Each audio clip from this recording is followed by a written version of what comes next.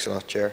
And thanks a lot to the Labour Party for bringing forward this motion, and for Family Carers Ireland, and the young carers who have campaigned around it. And like Deputy Stanley said, I welcome the fact that the government is not opposing the motion, but I definitely warn Family Carers Ireland, young carers watching this, that there's a big gap between not opposing a motion and actually implementing what is passed in the motion.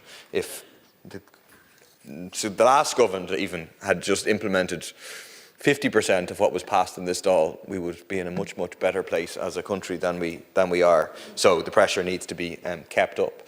Because really what is outlined in the motion is the very bare minimum that the state should be doing to support young carers. It is nothing short of outrageous that the rules covering carers allowance and other income supports are still so restrictive that they prevent young adult carers from going to college or taking up training or job opportunities. So these are people, as has been mentioned, effectively doing free labour for the state out of love for mostly a family member, and then being punished from that, being prevented from being able to kind of continue their life alongside the care that they're providing.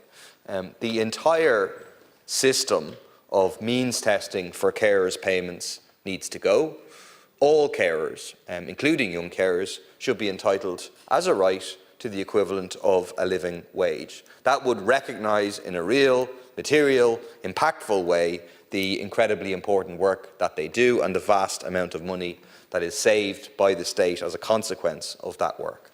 It is striking, it is shameful that 1 in 4 young carers have gone to bed or to school hungry. I mean, that's a direct result of the social protection system refusing effectively to recognise the existence of well over 67,000 young carers aged between 10 and 17. I would say that kind of underlying this issue, underlying the horrendous kind of forgotten way that young carers are treated, is the need for a transformation in the whole mindset and approach towards care in our society. And this again and again reflects itself in debates that we have here in terms of how carers are treated, but also how services are provided for disabled people, how supports are provided for older people, how provision is made for children with additional needs. Again and again and again, effectively the kind of default position of the state is to say that this is on the family in one way or another. That it's on the family, it's on young carers, it's on children to provide all the care that people need. And that should not be the default position. The onus should be on the state. Effectively, that was the crux of the yes-no referendum campaign last year, and it's at the heart of why the state is failing carers and children with additional needs so badly.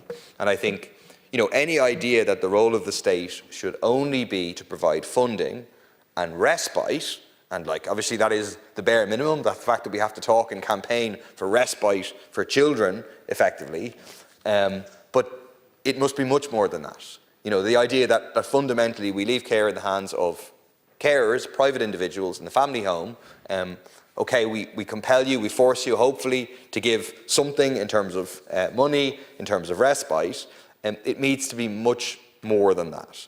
The state shouldn't be able to just offload its responsibility onto somebody, onto anybody else, rather than providing services that should be provided as a right. And this, you go from the very foundation of the state, effectively, in terms of the role of the church and so on. The state never just provided the kind of basic public services that were provided in other European states, instead outsourcing on the one hand to the church in various forms, and on the other hand kind of passing off responsibility onto the family. And that gets to the heart of why we debate these issues again and again, and why carers and young carers in particular are failed so badly. Thanks.